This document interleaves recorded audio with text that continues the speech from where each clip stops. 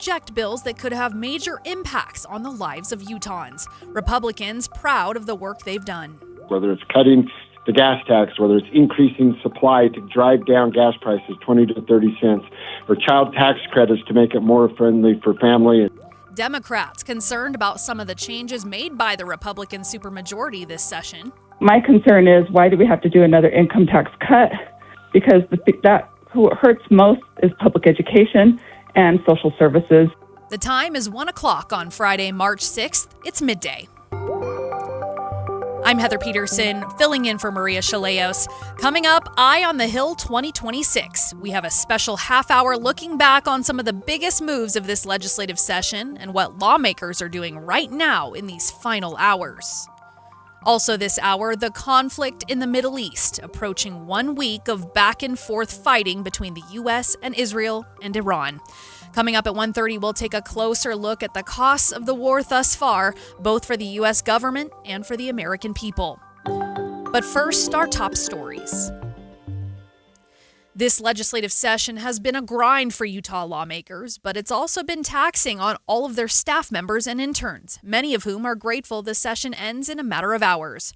KSL News Radio's Adam Small has more. The hundreds of staffers working behind the scenes on Capitol Hill have logged a lot of hours over the last 45 days. Probably pretty consistently around 11 or 12 hours a day. Depending on the session, I guess. It kind of ranges. But yeah, definitely 12-hour days are not uncommon. This was the first general legislative session for House Minority Legislative Assistant Gavin Ballard. He says it's been tiring, but he knows the work he's doing is important because it impacts all Utahns. It helps get you through the long days. Alexa Musselman has been working with the House Majority Caucus for 8 sessions now. It's awesome. It's definitely worth it. It's exhausting, but very rewarding. She says it's cool to see firsthand ideas brought forward months ago become laws that impact Utahns, though she says there's definitely a part of her that's glad the 45-day grind ends tonight. I'm going home.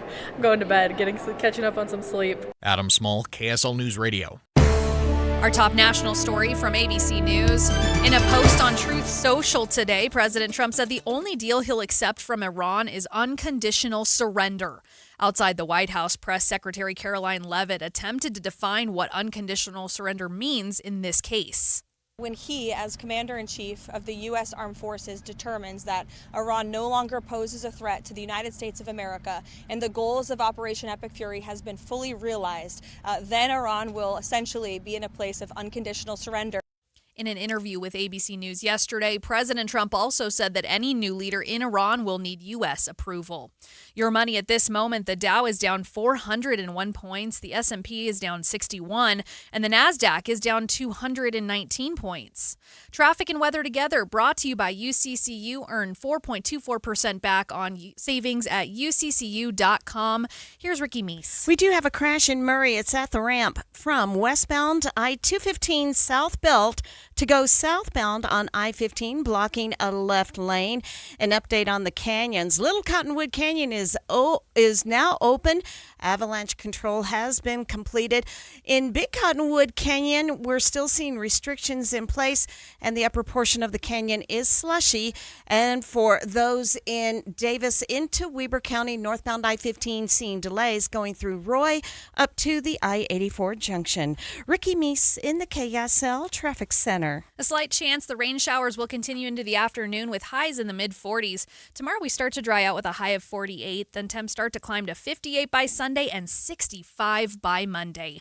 Right now it's 37 with some showers in the area from the KSL Common Spirit Health Studios. A reminder about the simplest way to get updated for your day. Hit your KSL preset when you jump in the car, and we'll take care of the rest. Hear key news updates and traffic reports. Andy and Amanda from 5 to 9 in your car. KSL News Radio at 102.7 FM. Any Hour Services free furnace sale is going on right now. If you haven't scheduled your free estimate yet, do it now. Call Any Hour Services today or schedule online at anyhourservices.com. At Fisher Investments, we may seem like other money managers, but we're different. What makes you so different than the rest of us? We ensure clients receive unparalleled service at every step of the relationship. Tell me more. Our investment counselors focus on service over sales, prioritizing clients' needs. How do you make money? We don't sell any commission-based products. We have a simple management fee based on the value of our client's portfolio. So we do better when our clients do better. What about client portfolios? We get to know each client, their finances, family, health, lifestyle, and more, and then we tailor a portfolio based on their specific goals and needs. Your clients really come first then, huh? Yes, we make them a top priority. Our goal is helping them achieve a comfortable retirement. Wow, maybe we are different. At Fisher Investments, we're clearly different. Learn more at FisherInvestments.com. Investing in securities involves the risk of loss. A family office is a team built to handle the three biggest financial responsibilities a family faces: wealth management, tax strategy, and estate planning. Most firms only manage your investments and refer the rest out, hoping everyone stays aligned. At Trajan, we built something different. Your wealth, tax planning, and estate planning are handled together inside one firm under one roof. There's no guessing whether your CPA, advisor, and estate attorney are truly in sync, because our team works together every day on your behalf. When your financial life becomes more complex, your advice should become more coordinated, not more fragmented. One plan, one trusted team. Call Trajan today, 801-207-9900. That's 801-207-9900. Trajan Wealth, an SEC-registered investment advisor. Additional services through Trajan Estate and Trajan Tax. Additional disclosures and accreditation at TrajanWealth.com. Thanks for tuning in to Midday. I'm Heather Peterson, in for Maria Shilaos today. Less than 12 hours Eye on the Hill go. 2026. Special coverage on KSL News Radio. Less than 12 hours to go until state lawmakers have to tap out, gaveling in the end of the 2026 legislative general session. Over the past 45 days, legislators have introduced, discussed, and debated more than 1,000 bills, setting a new record. Many of those bills have already failed, and many are still working through the process, even with just a few hours left. But even once the session ends tonight, it's not quite over. The governor will have a few weeks to review the bills that passed and decide whether or not to sign them into law or veto them. Eye on the Hill 2026, we have special coverage to wrap up this legislative session. We begin with KSL News Radio's Becky Bruce, who's live at the state capitol rotunda this hour. Becky, how are things looking up there? Is there a feeling of chaos and stress? Actually, it seems very low key. I mean, it's certainly busy. I would say there's a flurry of activity, but it's more a sense of slow and steady wins the race than it is, chaos or out of control or high stress. People are just here and they're ready to get the job done. Lawmakers are just methodically going through bill after bill after bill during their floor time. And there's lots of lobbyists, students. I saw a couple of school buses from Alpine School District here. There are kids from high school, kids from elementary school. We've even got college interns making the rounds. Like, it's a mishmash of everybody, and they're all just excited to see the action, but it's slow and steady. Okay. Is there any particular bills you're waiting to see voted on at this point? I'm not sure. I know that the children of Ruby Franke were just in the chambers lobbying on behalf of some better protections for child welfare. So it'll be interesting to see if lawmakers take any kind of action on that, on a bill that I thought had already more or less been dead in the water, but it sounds like maybe it's getting some new life. We'll just have to wait and see. I mean, I've talked to some security guards here to tell me that the lawmakers take it as a point of pride that they work up until 11:59, and they're planning to do that tonight. And how does this kind of compare to previous sessions? I mean, I know that they've had a lot of bills come through the halls of the Capitol, but what are we expecting as far as the votes? Yeah, I think you're going to have a lot of activity today, but again, I think it's going to be more of a steady stream. A couple of different people I've spoken to here tell me that previous years have felt a lot more chaotic than what they're experiencing today. So that's kind of an interesting, different vibe from past years up here. And that doesn't necessarily mean that work isn't getting done. It's just very slow and steady progress. All right, thank you so much. That's KSL News Radio's Becky Bruce live at the state capitol. Just before the legislative session began, members of the Utah State Board of Education were told to make some pretty drastic cuts to their budget. Legislative leaders told them and other state agencies that they needed to find ways to make their budget smaller in order to help with an overall budget shortfall that the state was expecting to see. So where did education funding end up, and what kind of cuts could be coming in the next fiscal budget year? I spoke with Sam Uri to get more information. He's the school finance director with the Utah State Board of Education. The state board was asked to give 5% by way of budget reductions suggestions to the Public Education Appropriations Committee. what was actually recommended and put into the budget by the Executive Appropriations Committee was reductions of 0.8%. And those reductions touched some programs and different line items. One was the digital teaching and learning program was eliminated. That was a little over $18 million. They reduced a planned increase in what's called the educator salary adjustment. So they reduced it from a projected increase of 4% down to 3%, and that was a savings of $4.8 million. Another program that was eliminated was the software licenses for early literacy, and some other smaller impact programs and things of that nature. Overall, though, they did increase the budget 5.9% for a total net change of 5.1%. And just so everyone's clear, that doesn't mean that a specific school district gets exactly 5.1%. They did increase what we call the weighted pupil unit, which is the basic standard measurement of one student by 4.2%. That's based on a 5-year rolling core inflation average. So even though there were those suggestions that were made as part of the budgeting process, we did see an overall increase in public education funding, as we have every year for quite a while. So, okay. And did education leaders feel like this session was a win for them in getting the priorities that they wanted to see fulfilled, or was this still kind of a loss of those programs? That's a great question. I may not be the best to answer that. That's okay.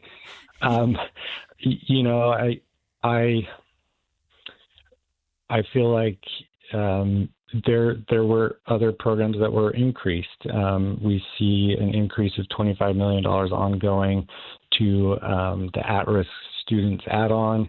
So that's for students that are at risk of academic failure, so that school districts and charter schools can allocate resources towards those students.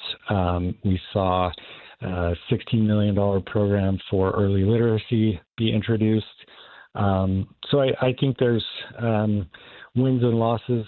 Certainly, I don't envy the job of the Executive Appropriations Committee, putting together a huge $31 billion budget, of which public education is a large part and the biggest part. So, I think the responses may vary across the state, whether you're, a big school district, small school district, growing school district, shrinking school district,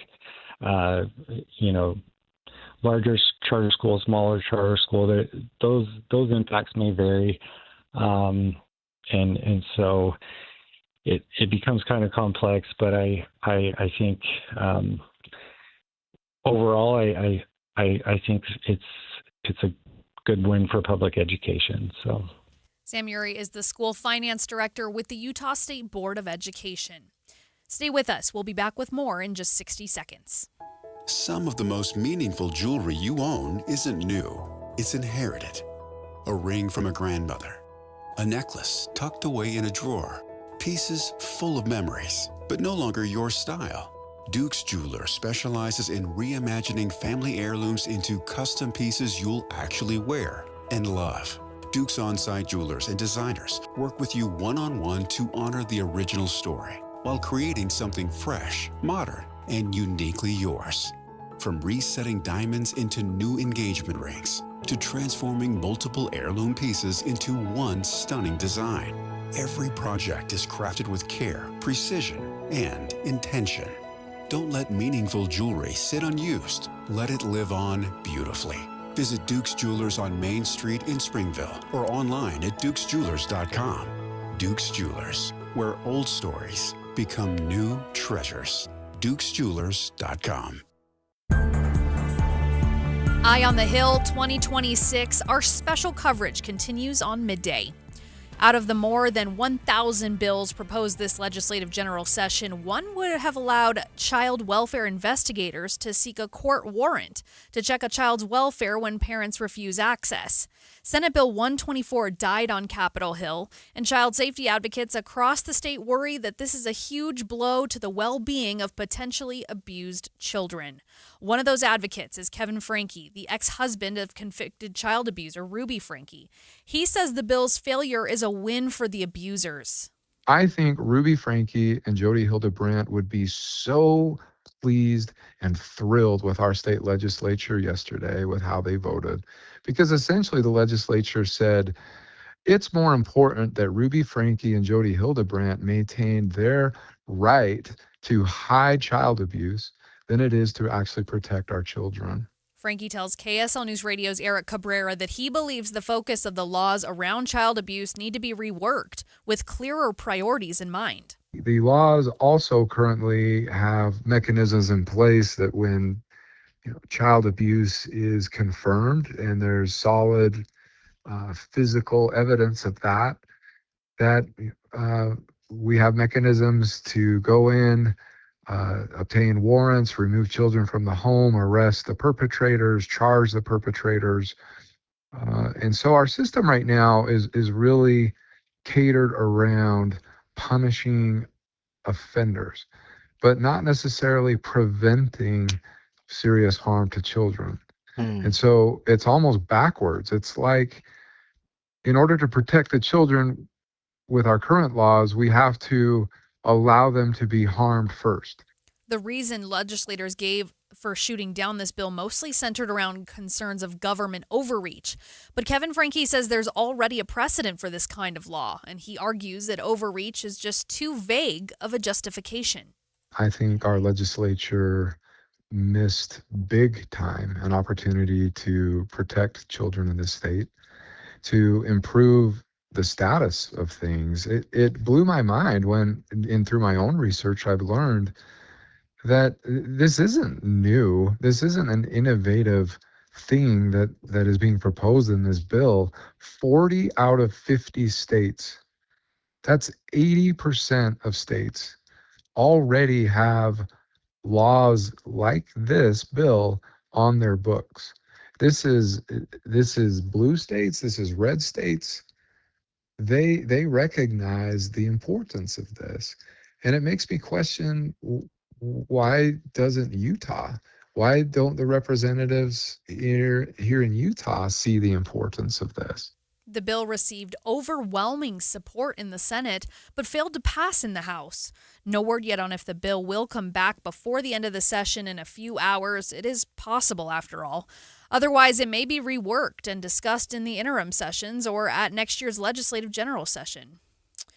After the break, we'll have more special coverage at the end of this session, including a closer look at the people who work behind the scenes to make sure the session runs smoothly. But first, it's traffic on KSL News Radio, brought to you by UCCU. Direct deposit gets you $300. Love where you bank. Ricky? Delays remain northbound I-15 in Weber County going through Roy and Riverdale up to the I-84 junction, where right before that we do have a vehicle or two over to the right shoulder. Not sure if it's a crash, but it's definitely contributed to these backups. And then an accident in Murray on the ramp from I-215 South Belt to go southbound on I-15 on the left. When you need the financial products and services for every stage of life, Cypress Credit Union is there for whatever the future holds. Visit cypresscu.com today. Ricky Meese in the KSL Traffic Center. At Uline, they know firsthand the road to success is an uphill climb. Uline started in the family basement, and through hard work is now North America's most trusted shipping and industrial supplier. They get what it means to have the support of reliable, hard-working partners. So they keep 41,000 items ready to ship. Whether your company is still in a basement office or expanding cross-country, Uline will be there on your road to success. Visit uline.com. Love, laughter, and a little magic. This March, Utah Opera invites you to the Elixir of Love, Donizetti's sparkling romantic comedy that's fun, flirty, and easy to fall for. A mysterious potion helps love to bloom in this sunny story set among the California orange groves, March 7th to 15th at the Janet Quinney Lawson Capitol Theater. Tickets start at just $26, and you may qualify for a discount. Pick your seats now at utahopera.org. Hey, it's Flo here to say drivers who switch and save with Progressive could save hundreds. Nice! With my new savings, I'll get some hiking gear. It'll be great for my outdoor era. I don't know if it counts as an era if you just buy stuff. I got a cute hiking backpack. It's an outdoor era. Well, you only bought one thing. I don't think it's an era. Well, I think we're in a agree to disagree era. Yeah, sure, you're probably right. Anyway, with the money you could save by switching to Progressive, you can afford to switch to other things in life. It's my savings era. Also, everything you do is not an era. Progressive Casualty Insurance Company and Affiliates. Get in the zone, AutoZone. Jeff's day is off to a slow start. So he heads to AutoZone, America's #1 battery destination, where Sammy, a local AutoZoner, tests his battery for free. Looks like he just needs a charge, and Sammy does that for free too. In no time at all, Jeff is back on the road, ready to finish the day strong. Free battery testing and charging at every store. No hassles, just help. Get in the zone, AutoZone. Restrictions apply. High five. Up top. Dave's company just got the 5-year price lock guarantee from Comcast Business. Yeah! It's 5 years of gig speed internet, advanced security, and a great rate that won't change. All from the company with 99.9% network reliability. Heck yeah! He hasn't given this many high fives since Deborah brought in her famous banana bread. Yes! The Comcast Business 5-year price lock guarantee. Powering 5 years of savings, powering possibilities. And it's hurting, but I am not stopping. Woo! For a limited time, now through March 29th, switch to Comcast Business to lock in your rate for 5 years and get a $500 prepaid card on a qualifying gig bundle. Or ask how to get started with 150 megabit internet and Security Edge for $59.99 a month for 12 months with a 2-year agreement. Don't wait. Call today. Restrictions apply. New customers only. 1-year contract required for guaranteed rate. Paperless billing and automatic payments with bank account required. 5-year pricing applies to monthly service charge excluding taxes and fees. You're listening to Midday. I'm Heather Peterson, sitting in today for Maria Shilaos. Eye on the Hill. We've spent a lot of time over the past 45 days talking about bills and lawmakers, but there's a whole army of people working behind the scenes, people you've never heard of and probably never would hear from until today. KSL News Radio's Adam Small was up on Capitol Hill this morning chatting with staff directors, policy advisors, and legislative assistants. Many of them say the days are long and they're often undercaffeinated, but they love what they do to help with the legislative session and making sure it goes smoothly. Alexa Musselman is the Director of Communications for the Majority Caucus in the House of Representatives, the Republicans. This is her 8th session working up on the Hill, and she says many of those days during the session are 12-plus-hour days. It's a grind, but it's only 45 days. So I will say for staff, I think our session starts a little bit earlier, just doing a lot of the prep work that goes into it. So it's longer than 45 days, but the real grind is only 45 days. So it makes it a little bit easier. There's always an end in sight, compared to other states where you don't know when it's gonna end or it goes year round. It's easy to put your head down and work through it. She says she used to schedule a vacation for right after the session ends, but now she just looks forward to a little bit of time to sleep and spend time with her family. And when the clock strikes midnight tonight and the session officially ends, I'm going home. I'm going to bed, catching up on some sleep, maybe doing some laundry and cleaning the house. That's what I'm looking forward to. But yeah, spending time with my family for sure. And I will say, the legislature is great. They are very pro-family, so it's not like I'm making huge sacrifices and never seeing them. They're understanding that I have a little kid at home, but when you're putting in 12-hour days or longer, it is hard to make more time for them. So I'm excited to spend more time with them and get back to a little bit more normal pace. She says the staffers will get a bit of a break now, but they'll have plenty still to do during the interim months. And when the next general session rolls around, she says it's worth it to look back and see everything that's been accomplished. There's a lot of work during the interim that goes into it, and it's really rewarding on day 45 to look back and think, these were just ideas a year ago, and now there are real things that lawmakers are passing that are going to help the people of Utah, and just to play a little piece of that is really rewarding and cool to see firsthand. On the other side of the aisle, staffers who work with the Democrats say they've also had a busy 45 days and that they're looking forward to a bit of a break. Jessica Lowell is the staff director for the House Minority Caucus, and this was her first session on the Hill. I think we went in more nervous, and almost our expectations ended up, I think, helping us in a lot of ways, of being in a lot of ways over prepared, but in many ways under prepared, because you just never know what's going to happen during session. But I think we were ready for the long hours. So I think even on day 45 now, we're all feeling pretty okay, I'd like to say, but I think for sure tired. This week I think was all of our longest week, and so that's been pretty tiring for us. Abby Adams is a policy advisor for the House Minority Caucus. This was also her first session working with the state legislature. So I started in the beginning of December. So it's been pretty long days since the beginning of December, and didn't really know what to expect. So before this, I worked for the federal government, and it was very nonpartisan work, so didn't really know what to expect and what the workload would be and how those different relationships would play out. But it's been a learning experience, and I'm excited to take what we've learned this session into interim, and I think we all have some really exciting ideas on how to best collaborate with our lawmakers and our little team here, and yeah, we're excited. For legislative assistant Gavin Ballard, he says it's been really rewarding to work behind the scenes on the things that really affect everyday Utahns. I think honestly, there's definitely an excitement up here, knowing that you're part of that process and that it does impact people. It helps get you through the long days because you're just so in it while you're in it, and keeps you moving. It's kind of fun. Lawmakers have until the strike of midnight tonight to wrap up everything. At that point, the gavel will fall and the session will end. Anything left over will be considered dead, left to be reworked during interim sessions and possibly brought back for the next legislative general session, which will begin in January 2027. Make sure you stick with KSL throughout the day as we continue our special coverage at the end of the legislative session. KSL's team at the Capitol will have updates throughout the afternoon and evening on air and online at kslnewsradio.com. Our coverage will continue over the next few weeks as well as Governor Cox makes decisions on which bills to sign into law. It's 1:30, midday at KSL News Radio. Hello, I'm Heather Peterson in for Maria Shilaos. Some of the stories we're watching this hour. As we approach 1 week of intense fighting in and around Iran, we're getting a closer look at the costs of war so far.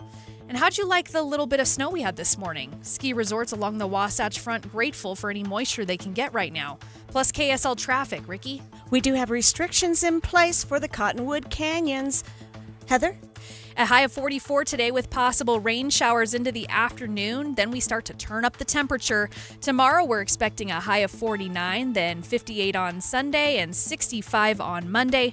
Right now in Salt Lake City, it's 37 degrees. There are some showers in the vicinity, and looking at some other temperatures around the area, 25 degrees in Park City. Right now it's 1:30. This is a special report from ABC News. I'm Mike Dubusky. Russia has been providing Iran the locations of American troops in the region, including aircrafts and ships. That's according to U.S. officials who spoke with ABC News, confirming an earlier report in the Washington Post. ABC News White House correspondent Karen Travers has the latest. White House Press Secretary Caroline Leavitt didn't deny the reports that Russia has been providing Iran intelligence, which two sources familiar tell ABC includes the location of American troops in the region. Leavitt said it didn't matter because the U.S. is winning the war. It clearly is not making a difference with respect to the military operations in Iran because we are completely decimating them. Leavitt said the U.S. is achieving its military objectives, including destroying some 30 Iranian ships and crippling Iran's ability to launch ballistic missiles. Karen Travers, ABC News, the White House. Israeli forces say they've launched 400 strikes on Iran in the last 24 hours, but maintain Iran still has launch capabilities. This is ABC News. KSL's top local story,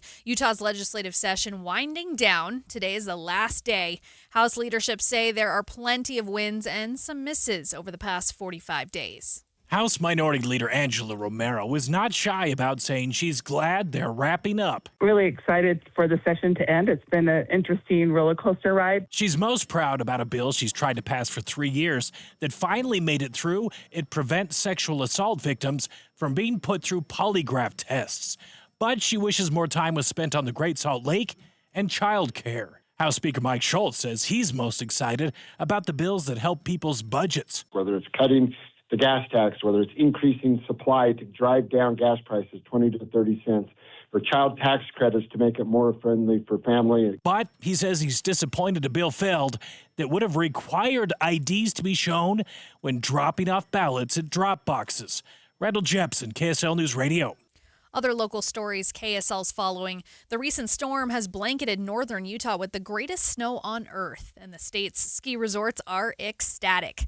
KSL News Radio's Cameron Elliott reports. Lexi Dowdle with the Alta ski area felt good about this year's ski season, but the recent storms are making things even better. You know, this one was a bit of a surprise. We were forecasting possibly 2 to 7 inches overnight, but we have seen 14 inches accumulate in the last 12 hours, and the storm total is hanging out at 28 inches, with 21 of those inches falling in the last 24 hours. Dowdle says they're confident things will be business as usual this year, despite the rocky start, and they expect to end the season around the typical late April point. She says if you're coming this weekend, though, make sure you follow traction laws and be prepared to wait. Cameron Elliott, KSL News Radio. Your money at this moment, the Dow is down 516 points, the S&P is down 97, and the NASDAQ is down 390. Traffic and weather together brought to you by UCCU. Up to $500 for loan transfers. Love where you bank. Here's Ricky Meese. Earlier delays northbound I-15 leaving Sunset into Riverdale are starting to ease. We still have the cleanup of a crash on the ramp from I-215 southbound to go southbound on I-15. Look for that on the left. And Little Cottonwood Canyon is open, but with restrictions. The Good Feet store supporting you with comfort no matter what the day brings. Find the location nearest you at goodfeet.com. Ricky Meese in the KSL Traffic Center. Slight chance of showers this afternoon with highs in the mid-40s. Tomorrow we start to dry out with a high of 48. Then temps start to climb to 58 by Sunday and 65 by Monday. Right now it's mostly cloudy and 39 degrees from the KSL Common Spirit Health Studios. The sources where we get our news matters. When you listen to Utah's Morning News, we want you to feel the stories are important to you and trustworthy. This is Amanda Dixon. And I'm Andy Farnsworth. Join us weekday mornings on KSL News Radio. Getting help with electrical repairs is easier than you think. All you have to do is call Any Hour Services or schedule an appointment at anyhourservices.com. No one helps more homeowners than Any Hour Services. Wesley Financial Group is not a law firm. Ask yourself this question. Is it really worth holding on to that timeshare that you know you need to get rid of? Here's the truth. The average maintenance fee just went up over 17%. That could have been 117%, and there's nothing you can do about it. When you buy a timeshare, you give them a blank check for annual maintenance and assessment fees. I'm Chuck McDowell, founder of Wesley Financial Group. For 15 years, I've helped over 50,000 families cancel their timeshare. Not sell it, not transfer it, cancel it. Did you buy a timeshare because they told you it was a great investment and your maintenance fees would never go up? That's a lie. Are you ready to get rid of your timeshare once and for all? Simply call us and I'll send you our timeshare exit kit that explains all your options for cancellation. Call Wesley now for your timeshare exit kit. 800-979-3535. That's 800-979-3535. 800-979-3535. Hi, I'm Utah tax attorney Jordan Wilcox. When the IRS invades your life, it's never good news. Keep in mind, it's not just you. I owed roughly $34,000. $61,000. When the IRS first contacted me, I was horrified. When they start hounding you and harassing you and assaulting you. Don't face the IRS alone. With everything in your life at stake, don't trust just anyone. From what I got told was being done in a matter of 2 years, he had done in a matter of like 48 hours. It's a great thing to have the IRS off your back. We have reduced our tax liability by over $42,000. Once I signed on with Jordan, I never talked to the IRS again. It changed our lives. You need someone to fight for you. Visit endtaxworry.com. and get relief today. Let's solve your tax problems now. Visit endtaxworry.com. That's endtaxworry.com. You're listening to Midday. I'm Heather Peterson in for Maria Shilaos. New reports say Russia has been providing Iran the locations of American troops in the region, including aircraft and ships. That's according to two people familiar with the intelligence. The assistance, first reported by the Washington Post, is alarming because it would enable the Iranians to target specific locations with ballistic missiles and drones, putting U.S. service members at risk. ABC News White House correspondent Karen Travers has more. White House Press Secretary Caroline Leavitt didn't deny the reports that Russia has been providing Iran intelligence, which two sources familiar tell ABC includes the location of American troops in the region. Leavitt said it didn't matter because the U.S. is winning the war. It clearly is not making a difference with respect to the military operations in Iran because we are completely decimating them. Leavitt said the U.S. is achieving its military objectives, including destroying some 30 Iranian ships and crippling Iran's ability to launch ballistic missiles. Karen Travers, ABC News, the White House. The cost of war does not come cheap. The Center for Strategic and International Studies, which is a bipartisan think tank, estimates that just in the first 100 hours of the war, the U.S. spent about $3.7 billion. That's an average of $189 million a day, and that's just for war operations. But what's the cost to everyday Americans? ABC's Elizabeth Schulze breaks it down. There's been a wild swing in the stock market as investors look at what's happening in Iran and try to make sense of what this means for businesses and ultimately consumers. Really, the place where we're seeing this all show up in the cost is in the price of oil. Oil prices are up now more than 20% in the past week since this war started. So when you look at the price of a barrel of crude oil, we hit $80 a barrel yesterday. Just a week ago, we were closer to $65 a barrel. So this is a really significant move in the oil market. And that is pretty much immediately trickling down into the prices that consumers pay when they go to fill up at the gas station. It's a big impact. Yeah, in my pocket and everybody else's pocket. I think we all kind of feel it and we feel the pinch and we're just going to have to get through it. In the last week, gas prices are almost 30 cents higher on average per gallon. So the national average now, according to Gas Buddy, around $3.25. We were looking at gas under $3 a gallon for much of this year. And in fact, gas prices had really been one part of the economy where prices were falling. That has all been wiped out. The entire drop in gas prices in President Trump's first year in office is now gone. Prices are at this highest level in 2 years, and they are only set to go up as we continue to see oil prices go up more. And while the price at the pump is scaring a lot of Americans right now, it's also likely to impact other types of prices as well. Higher energy prices trickle into the broader economy because what that means is that companies are paying higher transportation costs for fuel in sectors and industries like food where margins are tight. Those costs, those higher transportation costs can very quickly get passed down. We could see higher food costs, analysts say, within weeks or months here. We could see higher airfares because airlines are paying higher fuel costs. So this could ultimately, Brad, result in a higher time of inflation just when we had been starting to see the inflation picture improve. Right. And that is a really big puzzle in the economy right now. Households, businesses really can't seem to catch a break. Right, which reminds me, we've been talking about tariffs for months. President Trump now has slapped a 10% across the board tariff. A lot of states yesterday, 24 states sued to stop that from happening. But again, all these little things adding up to a really concerning picture for the economy. Elizabeth Schulze, thank you. Thanks so much, Brad. A lot of people have been shocked to see the price of gas skyrocket so quickly, especially since the U.S. is the world's top oil producer. Schulze explains what's going on within the global supply chain. This is based on global supply and demand. And right now, you have a critical piece of that global supply puzzle basically shut down. Wow. So you have the Strait of Hormuz, which is this narrow passageway between Iran and the Arabian Peninsula, where 1/5 of all of the world's oil passes through on a normal day. But since the war started, virtually no oil is going through. And that's for a couple of reasons. The biggest reason is that shipping companies, tankers, are worried that if they try to pass, they're going to be in danger. Iran has blatantly said that if ships try to cross, they will light those ships on fire. And that is a safety risk that a lot of shipping companies don't want to take. On top of that, you have insurance costs rising because insurers also don't want to take that risk. They say this is too much of a gamble for us. And yesterday, my administration announced decisive action to help keep down the oil prices, including offering political risk insurance for tankers. The White House has also said it'll provide Navy escorts for oil tankers as well. So what else is the administration trying to do to make sure gas prices stabilize and don't continue to skyrocket during this conflict in the Middle East?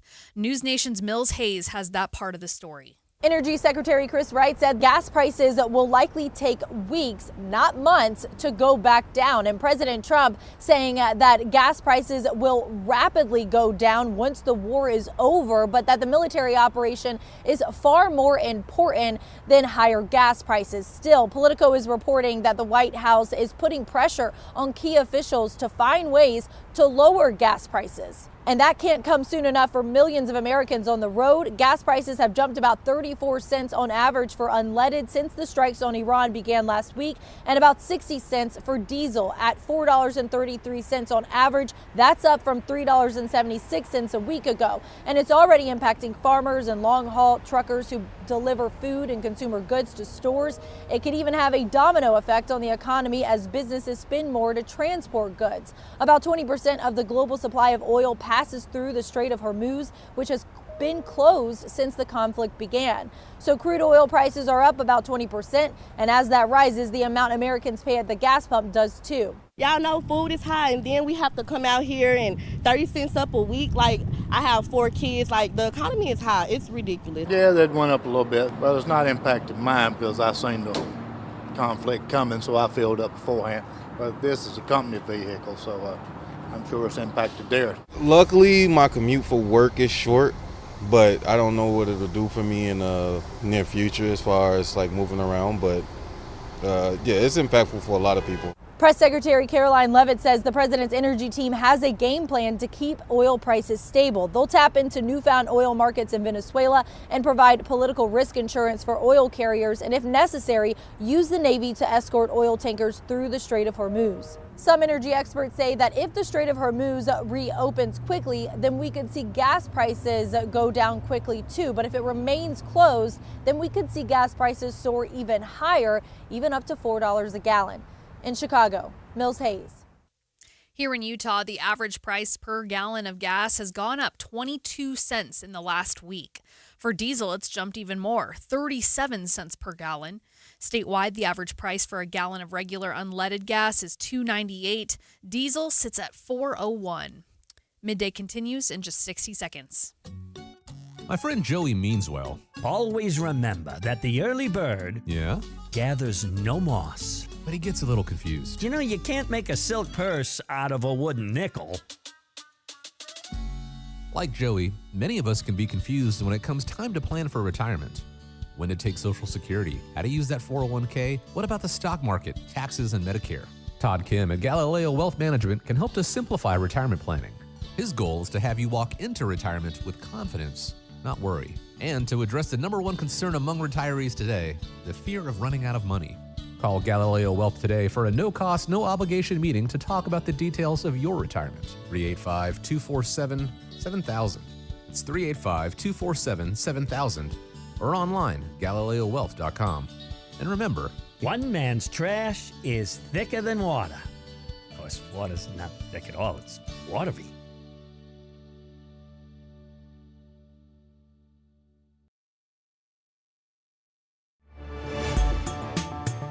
Christmas in March. Ski resorts got an unexpected present overnight when a storm system let down much more snow than anticipated.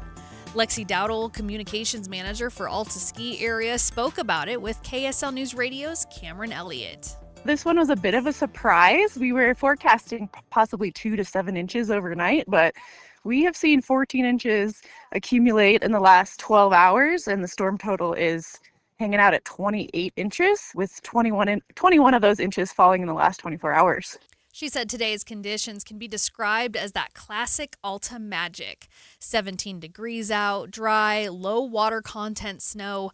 Dowdle says it'll help them stay on track for the season. We're still on target for our closing day in late April.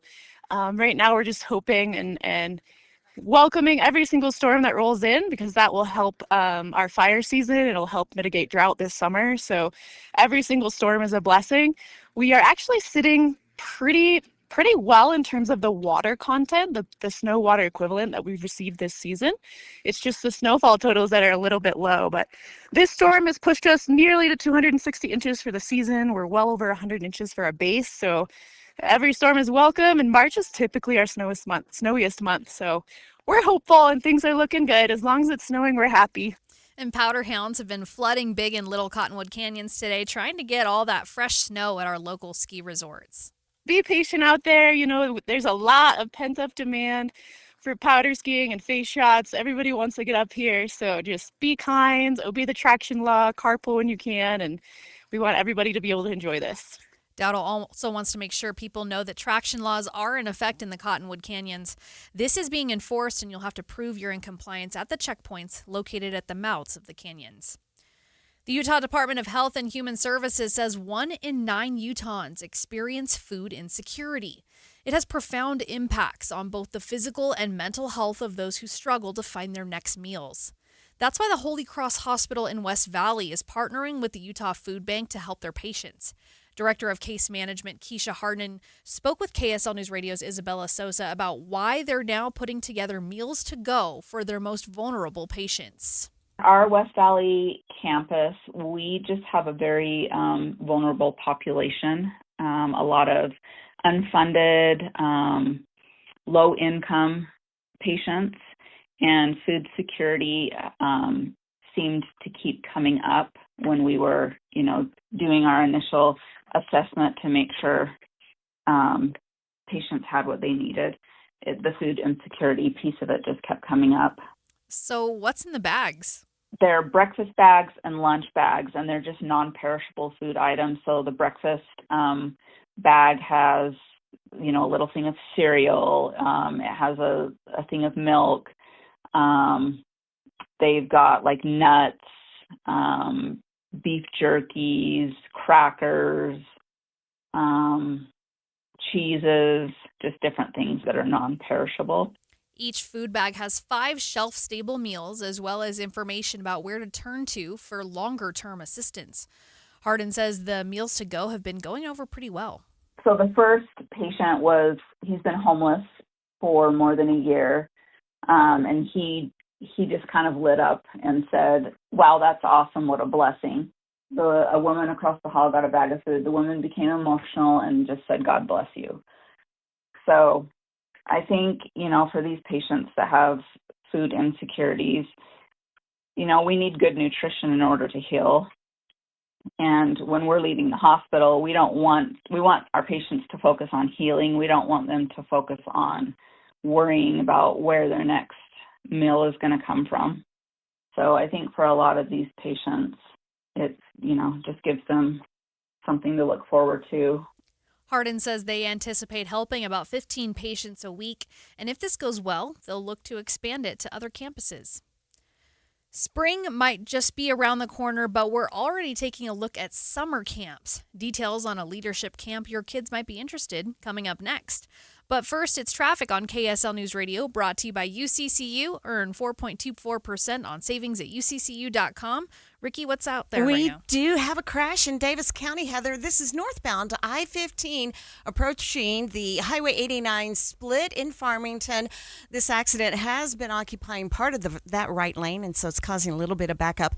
Here in Salt Lake County, cleanup continues on the accident at the ramp from westbound on the South Belt to join I-15 in Murray. Those vehicles are over to the left. A little bit of slowing getting around it, but no major delays. Ricky Meese in the KSL Traffic Center. Spring cleaning season is almost here, but why wait? Start your spring cleaning early and from the ground up with zero-res carpet and air duct cleaning. And for you early birds, you can get 3 rooms of carpet cleaned for just $109 this week only. Did you know your carpets collect up to 40 pounds of dust, dirt, allergens, even debris you don't want to think about every single year? Those particles don't just sit there, they affect the air you breathe and the health of everyone in your home, because your carpets are actually the biggest air filters in your house. Zero-Res uses patented technology to clean carpets without detergents or harsh chemicals, so they stay cleaner longer and are safer for kids and pets. Unlike traditional cleaners, your carpets are dry in hours, not days. Don't forget, for spring cleaning early birds, get 3 rooms of carpet cleaned for just $109. Bring that fresh spring clean feeling into your home early. Schedule online at zerores.com. Spell the same forwards or backwards. Zero-Res is the right way to clean. Respiratory virus season is quickly approaching, meaning we'll see more flu, COVID, and RSV in our community. The good news is vaccines are available that will help prevent these infections and keep people healthy. For flu and COVID, everyone aged 6 months and older are recommended to be vaccinated to help protect ourselves and our families against serious illness. Fall remains the best time to be vaccinated. Respiratory viruses circulate year-round, but peak late fall through winter. Your doctor can recommend which vaccines are best for you and your family. Brought to you by Intermountain Health and KSL News Radio. The Salt Lake Chamber is Utah's voice for business. Okay, that sounds great, but what does it really mean? Well, as Utah's largest and longest-standing business association, they support and champion community prosperity throughout the state. And if you're in business, well, that's a very good thing for you. Be sure to listen to the Chamber's Speaking on Business, weekdays at 7:20, 11:55, and 5:20 p.m. on KSL News Radio. Amy Cox did something smart. She saved hundreds on auto insurance switching to Progressive. And with that money, she decided to treat herself to an anti-aging red light mask. Will she look like a horror movie villain every night? Yes. Will her boyfriend Kevin be scarred for life? That's certainly a risk. But it's Amy's savings, and if she's willing to risk her relationship for smooth, wrinkle-free skin, well, bye-bye, Kevin. Switch and see if you could save with Progressive and treat yourself. Progressive Casualty Insurance Company and Affiliates. Jackson Hewitt knows taxes are complicated, and with multiple jobs and tax forms, they're like sonata complicated. Our no surprise pricing keeps things simple. Jackson Hewitt does your taxes for only $149 or less. And since we know all the new tax codes, you could get thousands back. So what are you waiting for? Hurry. File with Jackson Hewitt today for only $149 or less, guaranteed. Limited time offer for new clients on federal returns. Participating locations only. Terms at jacksonhewitt.com/149. Hi, this is Derek Overstreet, president of the New Millennium Group and co-host of Stop Working, Start Living with KSL News Radio. Can you imagine what your life would be like if you could retire 3 to 5 years earlier than you thought possible? The things you could do, the loved ones you could spend time with, the memories that you could create. That's what our team at the New Millennium Group does. We'll walk you through the entire process every step of the way. If you'd like to get a copy of the 5-step proprietary plan that will help you retire 3 to 5 years sooner than you thought possible, give us a shout right now. 888-999-6370. That's 888-999-6370 or utahsfinancialplanner.com. Listen, most of our listeners right now have a tax problem, not a money problem. There's not enough money in Social Security Medicare as it is. Let us show you how you can significantly reduce your taxes. That's 888-999-6370.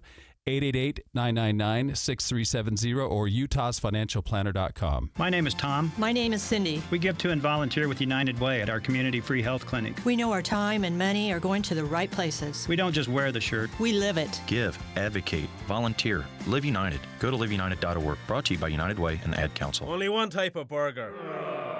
For every pallet. Fries are extra. Large in size. We've got the shakes. Going over the brim. Hey, this is Chris from JCW's. Put a positive, delicious spin on your day at any one of our 5 locations. In Lehigh, American Fork, Provo, South Jordan, or Harriman. JCW's, quality and a lot of it. This is Midday. I'm Heather Peterson. Maria Shilaos has the day off. Spring break is coming up for many Utahns, and while the school year still has a few months left, it's time to start thinking about summer. Time sure flies, right? Today, applications for a leadership development camp hosted by the Red Cross of Utah just opened up. The camp aiming to help young people understand more of how they can make a positive difference in their communities. I spoke with Christy Denline, Volunteer Services Director with the American Red Cross, to learn more. The American Red Cross mission, as you may know, is essentially focused on engaging community members as, humanitarians and life-saving champions, really to alleviate human suffering in all types of emergencies. And I will say youth, in our community play a vital role in community mobilization and the work of creating positive change. And one of the ways the American Red Cross in Utah is investing in youth is through our high school leadership development camp and providing year-round opportunities for civic engagement. So students, anyone in 9th, 10th, or 11th grade or homeschool equivalency are eligible to attend a week-long camp, June 22nd through the 26th. And that is, it's open to youth all across the state with a wide range of leadership experiences as well. And is this a new thing, or have you guys been putting on this camp for years now? Years. We are really excited. This year will be our 16th annual camp. We only took a small hiatus with COVID, but really I continue to see great impact in the students that come and in those communities thereafter. So we are excited to come back for another year. Okay.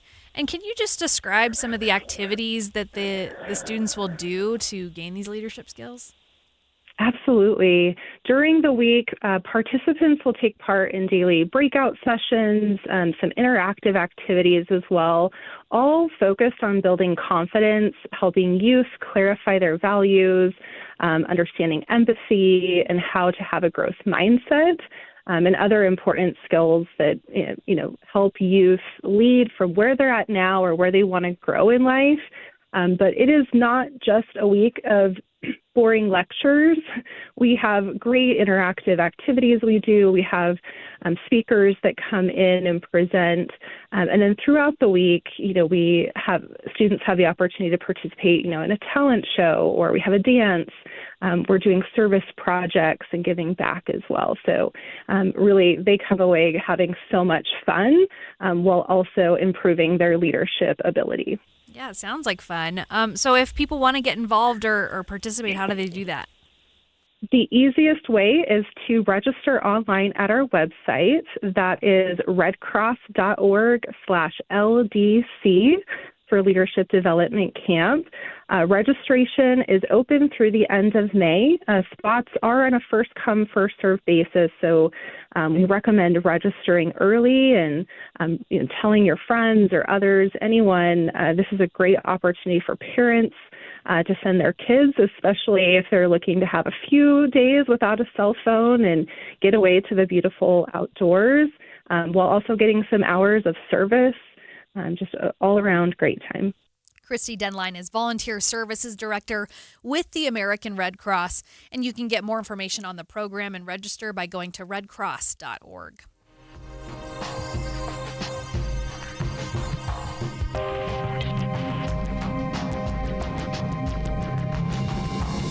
KSL FM Midvale. KSL Salt Lake City. From the KSL Common Spirit Health Studios, this is KSL News Radio. Utah's news, traffic, and weather station. The man accused of killing 3 women in Wayne County set to make his first appearance in a Colorado courtroom in an hour. While the court proceedings begin to play out for Ivan Miller, communities in rural Utah are still reeling, trying to take in the news that their loved ones and cherished neighbors are gone. But this is very sad. It's upset our whole community. We knew the one lady that was killed. She's a member of our ward and a very nice, very humble person. The time is 2 o'clock on Friday, March 6th. It's midday. I'm Heather Peterson, in for Maria Shilaos. Coming up, Wayne County killings. We'll hear from several members of the community as they remember and honor those who tragically lost their lives this week. Also this hour, Utah's outdoor recreation industry bringing in nearly $10 billion for the state's economy. Much of that coming from out-of-state visitors. They're going to buy a hotel, they're going to get a rental car, they're going to have transportation costs aside from that, as well as the gear and the meals and everything. But first, our top stories. The last 45 days have been a grind for not only Utah lawmakers, but also their hundreds of staffers working hard behind the scenes during the legislative session. The staffers I spoke with say they've been consistently working around 12 hours a day and sometimes longer. As you can imagine, they are eager for that marathon to end tonight at midnight. I think a lot of people around here plan their post-session vacation. That's Jessica Lowell, who's now the staff director with the Utah House Minority Caucus. Utah House Communications Director Alexa Musselman says the long hours are a grind, but she says it's worth it because their work has a direct impact on the lives of Utahns. Just to play a little piece of that is really rewarding and cool to see firsthand. This is the first general legislative session for Lowell and her colleagues Abby Adams and Gavin Ballard. I asked them what's the first thing they're going to do when the clock strikes midnight. Going to sleep and then to Hawaii. When 11:59 hits, I'll figure it out. Just like a marathon day at the movie theaters and just like sitting in a cold, dark room and eating popcorn. Adam Small, KSL News Radio. Our top national story from ABC News. The U.S. believes that Russia has been providing Iran the locations of American troops in the region, including aircraft and ships, according to two people familiar with the intelligence. The assistance would enable the Iranians to target specific locations with ballistic missiles and drones, putting U.S. service members at risk. White House Press Secretary Caroline Leavitt didn't deny the reports that Russia has been providing Iran intelligence, which two sources familiar tell ABC includes the location of American troops in the region. Leavitt said it didn't matter because the U.S. is winning the war. It clearly is not making a difference with respect to the military operations in Iran because we are completely decimating them. Leavitt said the U.S. is achieving its military objectives, including destroying some 30 Iranian ships and crippling Iran's ability to launch ballistic missiles. Karen Travers, ABC News, the White House. Your money at this moment, the Dow is down 453 points, the S&P is down 90, and the NASDAQ is down 361 points. Traffic and weather together brought to you by UCCU. Direct deposit gets you $300. Love where you bank. Here's Ricky Meese. A small accident in Draper, southbound I-15, not far from Bangerter Highway, out of traffic on the right shoulder. And the final cleanup of a crash northbound I-15 approaching the Highway 89 split in Farmington on the right. Ricky Meese in the KSL Traffic Center. High of 44 today with possible rain showers into the afternoon. Then we start to turn the temperature up. Tomorrow we're expecting a high of 49, then 58 on Sunday, and then 65 on Monday. Right now, it's mostly cloudy and 43 degrees from the KSL Common Spirit Health Studios.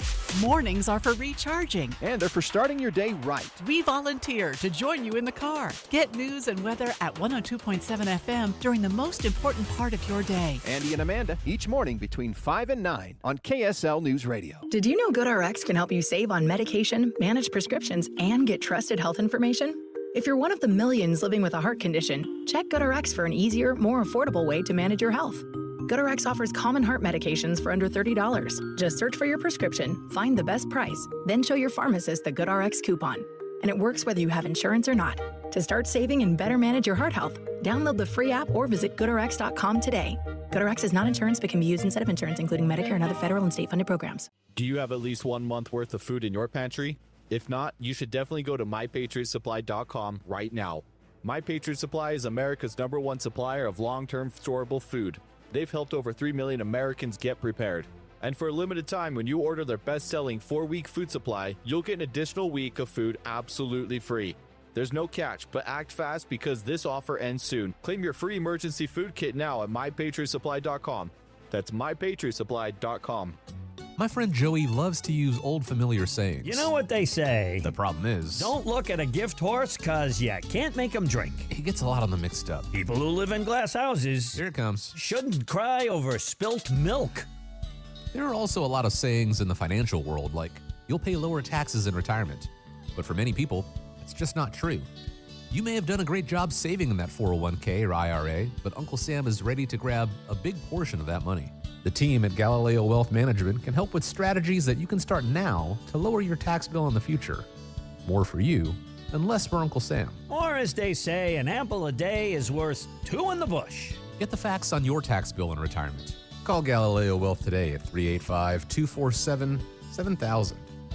It's 385-247-7000 or online at GalileoWealth.com. And remember, a stitch in time keeps the doctor away. It does, you know.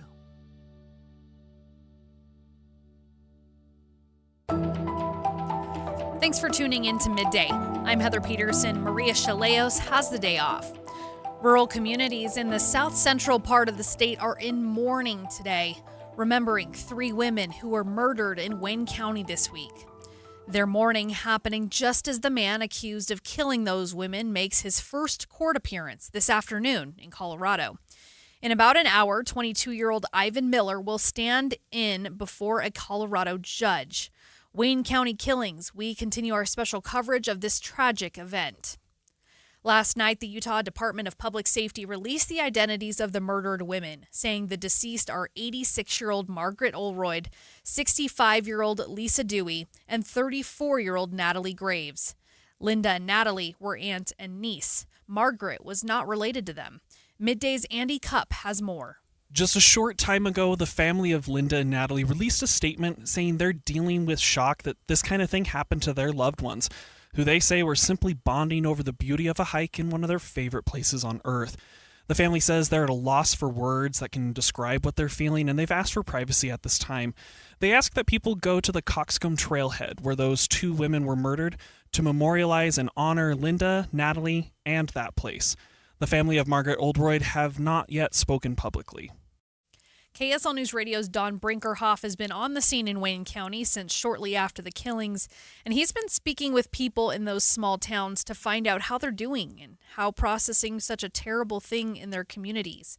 Trevor Taylor has lived in Wayne County for more than 30 years. I just felt more sad for the family and the repercussions of everything that had happened, you know.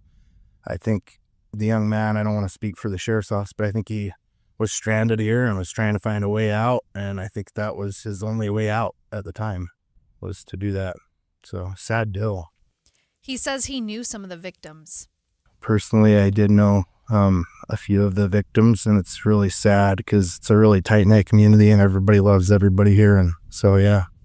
Dennis Hiskey also lives in Wayne County and says he knew Margaret Oldroyd very well. She's worked with my mother years ago, and she's worked in the school lunch, and she's worked in the grocery store here, and she's worked a lot of places, and she's a really nice lady. He says despite this tragedy, the community will come together to support each other and help each other move forward. Yeah, I think they'll move on. Everybody's going to feel bad for the victims and that kind of thing, but thank goodness it doesn't happen every day, and we're built to get over things, and move forward. So I think most of the people will do that. Richard Davis is 90 years old, and he's lived there for more than 60 years. He says that they had a bad shooting a long time ago, but nothing like what happened this week. No, not for a long time. We had a shooting way back early, maybe 40, 50 years ago, but it was a local. And but this is very sad. It's upset our whole community. We knew the one lady that was killed.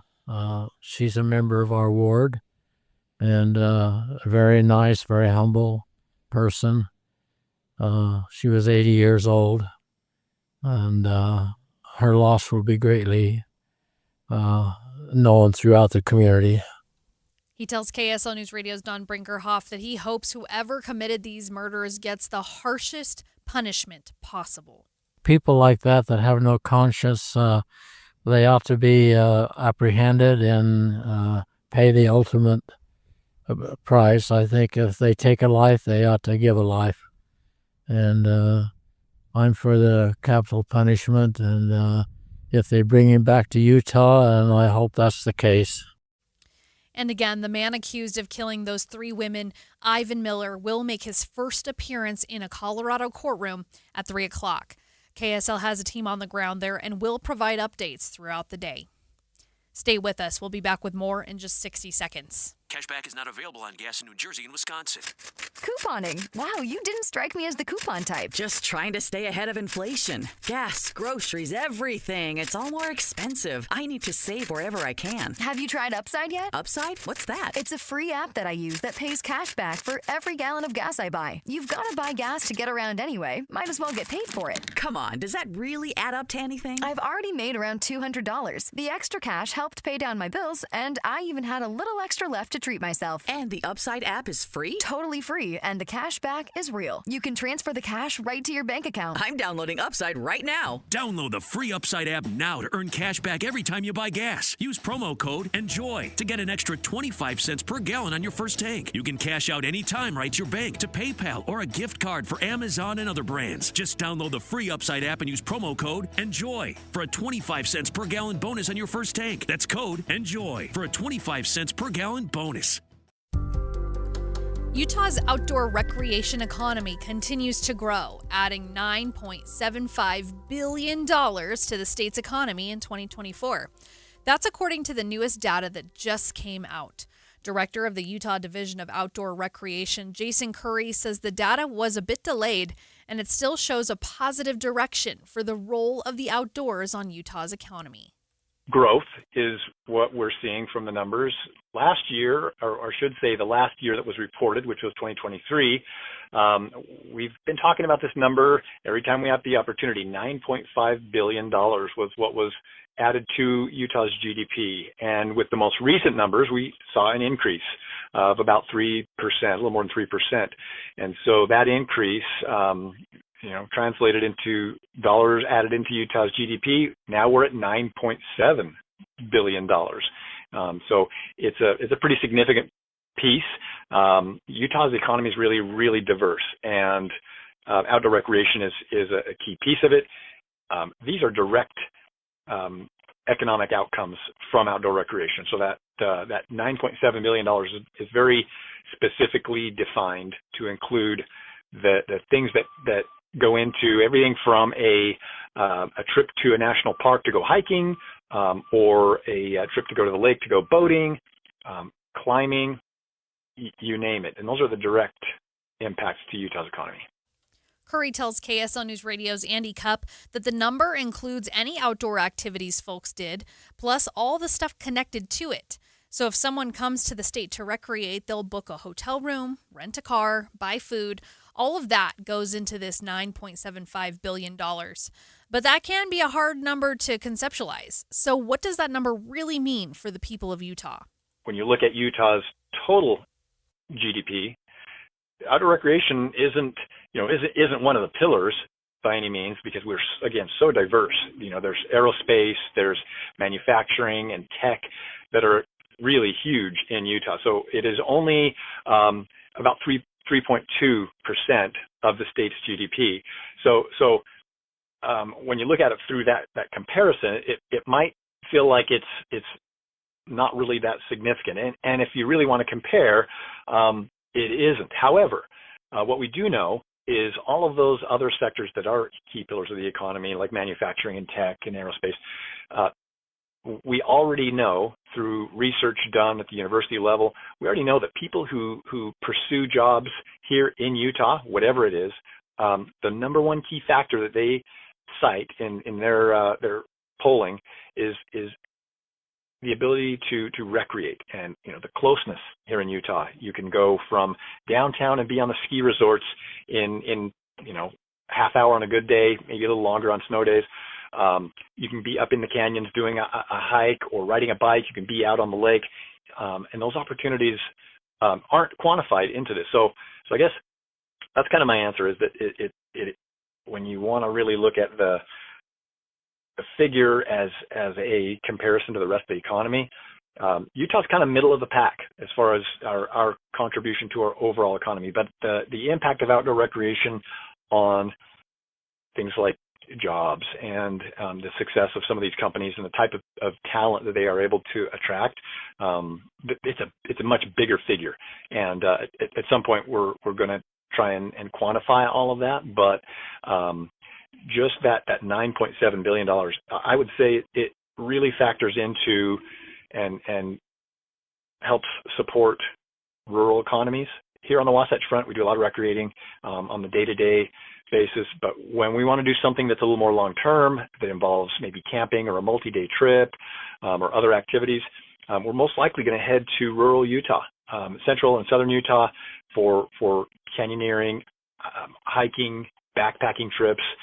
Places like Bear Lake are huge destinations. So it's most meaningful for rural economies, and we've spent a lot of time and effort and money investing in building the type of opportunities and building the capacity to host that demand. And the outcome is, sure, that $9.7 billion, but it's bigger than that when you factor in all the other things that go along with it. Jason Curry is the director of the Utah Division of Outdoor Recreation.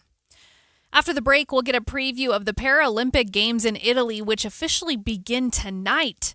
But first, it's traffic on KSL News Radio, brought to you by UCCU, up to $500 for loan transfers. Love where you bank. Ricky? We do have a small accident northbound I-15, about 2100 south. It's already out of traffic on the shoulder, and no delay from that. But we're still seeing a little bit of slowing from the crash in Farmington, northbound I-15, approaching the Highway 89 split. It's still over to the right. Ricky Meese in the KSL Traffic Center.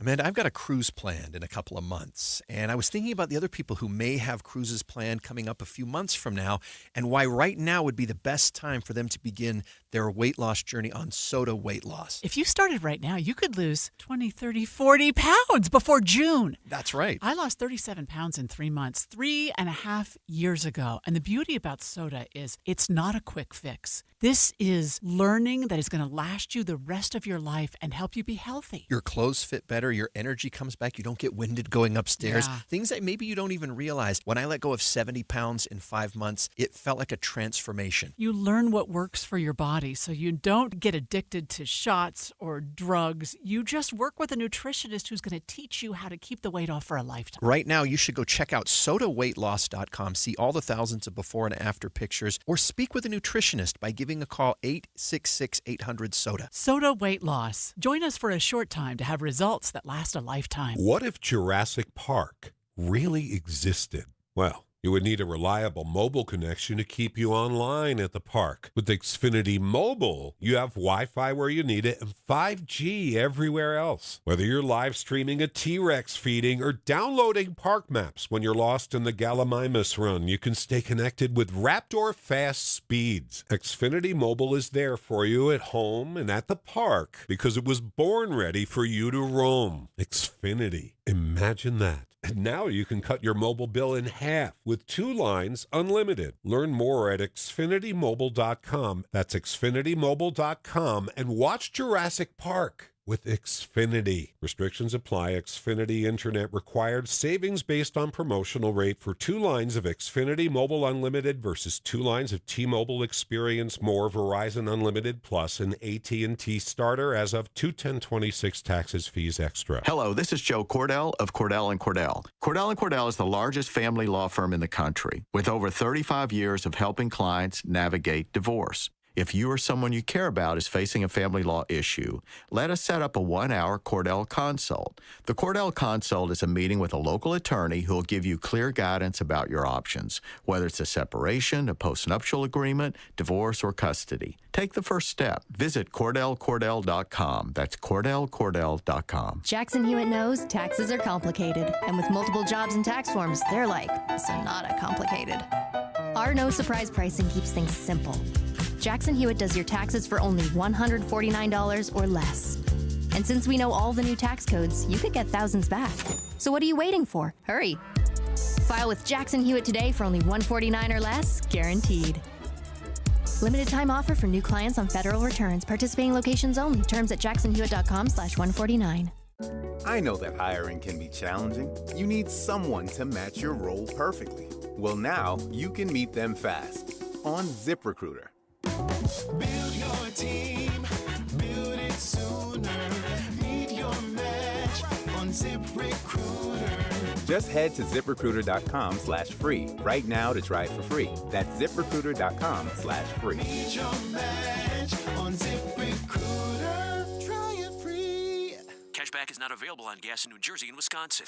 Couponing. Wow, you didn't strike me as the coupon type. Just trying to stay ahead of inflation. Gas, groceries, everything. It's all more expensive. I need to save wherever I can. Have you tried Upside yet? Upside? What's that? It's a free app that I use that pays cash back for every gallon of gas I buy. You've got to buy gas to get around anyway. Might as well get paid for it. Come on, does that really add up to anything? I've already made around $200. The extra cash helped pay down my bills, and I even had a little extra left to treat myself. And the Upside app is free? Totally free, and the cash back is real. You can transfer the cash right to your bank account. I'm downloading Upside right now. Download the free Upside app now to earn cash back every time you buy gas. Use promo code ENJOY to get an extra 25 cents per gallon on your first tank. You can cash out anytime right to your bank, to PayPal, or a gift card for Amazon and other brands. Just download the free Upside app and use promo code ENJOY for a 25 cents per gallon bonus on your first tank. That's code ENJOY for a 25 cents per gallon bonus. You're listening to Midday. I'm Heather Peterson, filling in for Maria Shilaos. The Winter Games in Italy wrapped up a few weeks ago, but there's so much more left to happen before things really finish up. Tonight, the Paralympics kicks off. ABC's Brad Milkey has more on the Start Here podcast. The last Olympians left Milan and Cortina more than a week ago, but other elite athletes have now taken their place. Tonight, opening ceremonies get underway for the Paralympics. Wheelchair curling, para-alpine skiing, biathlon, snowboarding, all these sports are about to get underway. But not everyone is happy about the ceremonies themselves. In fact, some countries are boycotting them altogether. In this year's Olympics, you probably noticed there were no athletes from Russia or Belarus, not under their national flags anyway. The two countries have been banned by the IOC for their roles in the Ukraine war. That, however, is not the case for the Paralympics. Both countries were allowed back in after a vote last year. Ukraine, as you could imagine, is furious. It's unjust. And we think it's not appropriate. While their athletes will still compete, they are forgoing the ceremonies. This is more than just some conflict, I don't know. It's a question of existential question. Several countries now, including Poland, Finland, Latvia, will join in solidarity. The U.S. is not listed among them. Why the difference between the competitions? Well, the IOC and the IPC, the International Paralympic Committee, they're two different groups. A majority of IPC delegates voted to include Russia and Belarus. What's even more galling for the Ukrainians is they're the ones who have been reprimanded this week by the IPC for getting too political. See, for these games, Ukraine had planned on a uniform that included a map of its country, which might not sound super political, but think about it. What are Ukraine's borders right now? This map includes Crimea, which Russia has occupied for a decade, claiming as its own. Ukraine's other border regions could be haggled over during peace talks. In a moment where the Iran war is seizing the attention of the world, this uniform seemed to shout, "We are Ukraine. We are still fighting, and this land is ours, whether you like it or not." This led to a standoff, though. The rules specifically say maps, anthem lyrics, and slogans about national identity are not allowed on uniforms. A few weeks ago, a Ukrainian skeleton racer was disqualified from the Olympics for his helmet, which depicted pictures of athletes who had been killed in war. And here, for a second, it now looked like the entire Ukrainian Paralympic team might be barred over this map uniform, while Russia got to play. Ukraine has since adjusted their threads, but when the camera zooms out tonight, perhaps the missing landmass of athletes will make a statement of its own. Start Here podcast host Brad Milkey there. Here's a gourd story for you. Massive pumpkins are descending on Salt Lake City as we speak. For the first time ever, Utah will host the 2026 International Growers Convention put on by the Great Pumpkin Commonwealth. You know that was a thing? I spoke with Clint Nash, the president of Utah Giant Pumpkin Growers, to find out what makes this contest so big and special. It's an international growers conference. So there's an organization called the Great Pumpkin Commonwealth, which is kind of an international organization to kind of just kind of regulate and track and everything. And have events for giant veggie growing, especially pumpkins. And so we have a local club here, the Utah Giant Pumpkin Growers, and we have an event up in Logan, a big event, Center Street Giant Pumpkin Festival, and then we have a event at Gateway in Salt Lake City called the Giant Pumpkin Palooza, and we also have an event at the State Fair. And so every year the GPC gets together, so growers from all around the world, to have a conference. So we just kind of have some social events and everything, and then we also have presenters and kind of, they go in depth with everything to do with growing all these things related to that. And so we are hosting that here in Salt Lake City this year, which is really exciting for us. It's the first time that it's ever been anywhere here in the area at all. So like a couple of years ago it was in Belgium. Last year it was in Wisconsin, and this year it's right here in Salt Lake. So this weekend, starting today officially, is when that event is taking place. Now, you might be thinking, wait, this is March. This isn't when you usually find pumpkins growing. Clint says, yep, that's actually the point of holding the competition right now. Yeah, so that's kind of the reason that it's now, is that it's off season. So this is kind of our off season. So everybody's kind of planning for the coming year. So during growing these are pretty time, it takes a lot of time. It's hard to get away for a long vacation during that 6-month stretch. So right now, everybody's in the off season. This is when everybody can come and meet together. So it's kind of specifically geared for the off season, actually. And here, we just, we put in a bid to get it here, not knowing what, and we were chosen. So we were just excited to have it here. We just put out, a lot of people have been here. A lot of people arrived a week ago and have been traveling through southern Utah and northern Utah and all the areas and just checking a bunch of stuff out in Utah. We have people from Spain, from England, from all over the country, Canada. So that's kind of why it's here. And yeah, we're just so excited. So if you head to the festival this weekend, will you actually get to see any pumpkins? So normally at these events, we don't actually have pumpkins to see because it's, they're done growing in October, and normally pumpkins don't last much longer after that. As a lot of people have seen, not too long after Halloween, pumpkins start rotting out and everything. We have tried to preserve one from last October that was a little over 1,200 pounds, and it has a little bit of issues. We just are unloading it at the hotel. Has a little bit of issues, but it is going to be carvable. So we're going to be carving this 1,200-pound pumpkin. Now, Utah's it's a little bit difficult to grow these in Utah. So this was one of the bigger ones in Utah last year, but the world record was actually set last year in England. It was a little over 2,800 pounds. And the two people that grew that are actually here in Salt Lake for the conference. So it's So, we're going to be carving this pumpkin just outside of the Hilton where we're doing the conference on West Temple. And people can come check that out today. This weekend's event is more for the pumpkin growers themselves, but you're welcome to attend some of the events and see that giant pumpkin yourself. You can get details at ksl.com. My name is Dale Pazinski. I volunteer with United Way to help the homeless in my community learn computer skills and build a basic resume. I don't just wear the shirt, I live it. Give, advocate, volunteer, Live United. Go to liveunited.org. Brought to you by United Way and the Ad Council. It's 2:30, midday at KSL News Radio. Hello, I'm Heather Peterson, in for Maria Shilaos today. Some of the stories we're watching this hour. After 45 days, state lawmakers are still going strong with just a few hours left until the legislative session ends.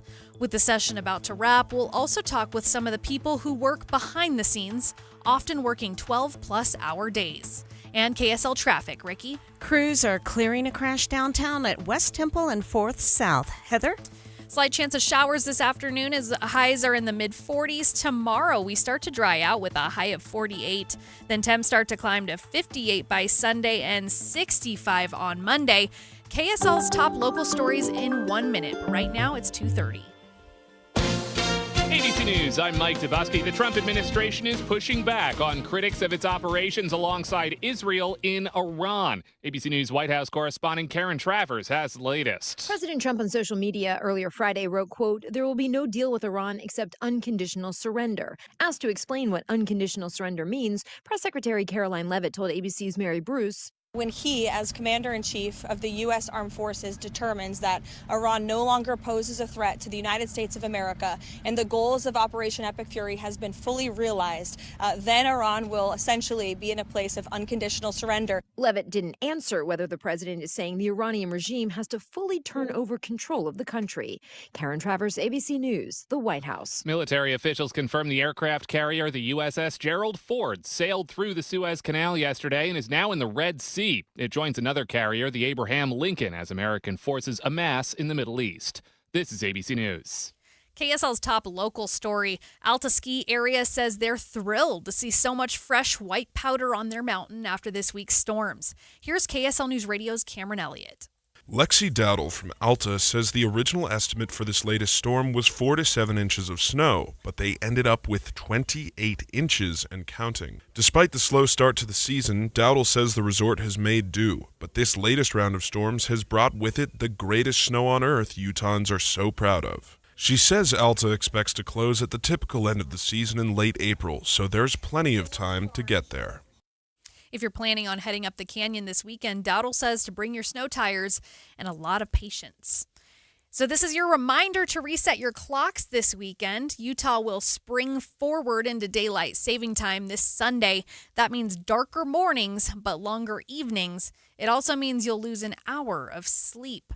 Your money at this moment, the Dow is down 453 points, the S&P down 90, and the NASDAQ is down 361 points. Traffic and weather together brought to you by UCCU. Earn 4.24% on savings at uccu.com. Here's Ricky Meese. A new crash in Weber County, southbound I-15 approaching Riverdale Road. And we also have the accident in Farmington, northbound I-15 prior to the Highway 89 junction. It's blocking a right lane. Ricky Meese. Looking for a dose of love, laughter, and a little bit of magic? Try out a bubbly romantic comedy at the Opera. Donizetti's The Elixir of Love, March 7th through 15th at the Capitol Theater. Ricky Meese in the KSL Traffic Center. Cloudy today, but still some possible rain showers in this afternoon. Then we start to turn the temperature up. Tomorrow, we're expecting a high of 49 and then 58 on Sunday and 65 on Monday. Right now, it's mostly cloudy and 43 degrees from the KSL Common Spirit Health Studios.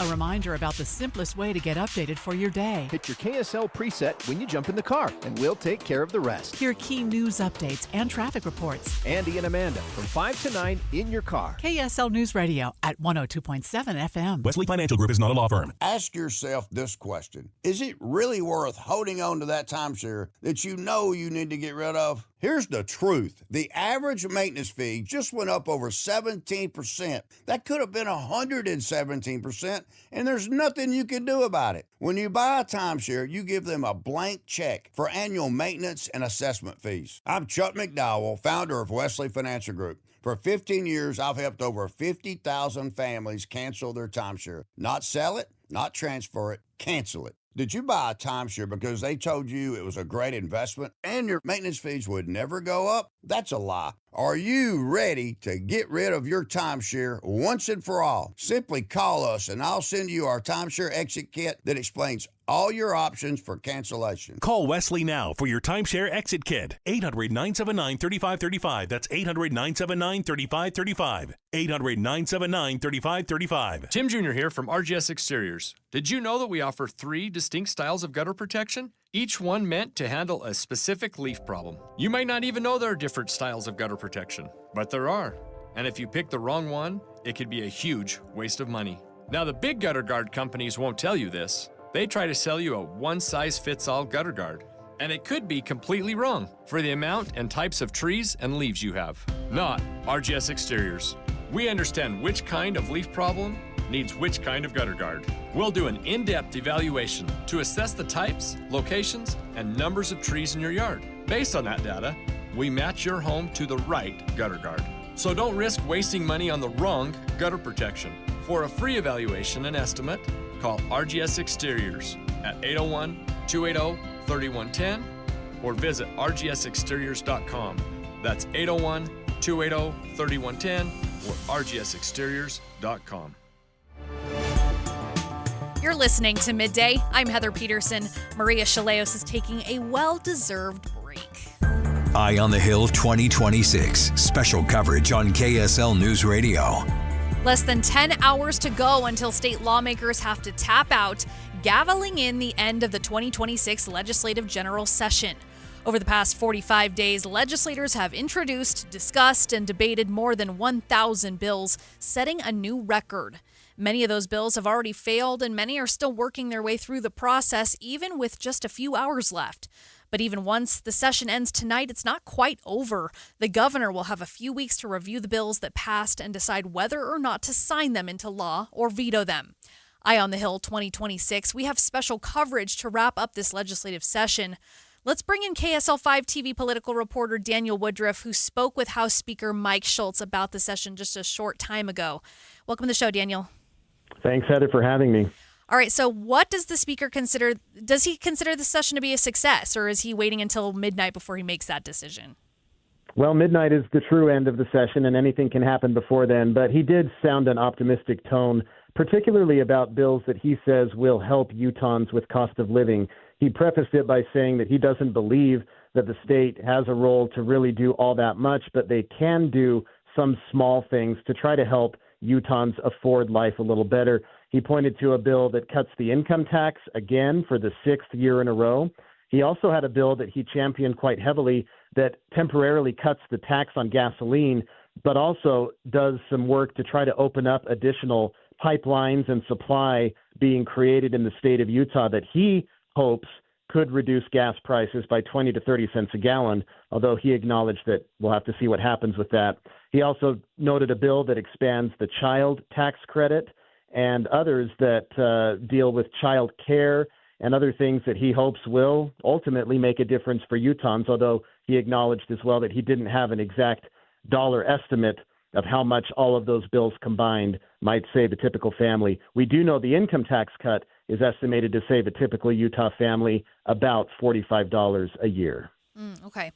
What bills are we still waiting to get the final outcome on?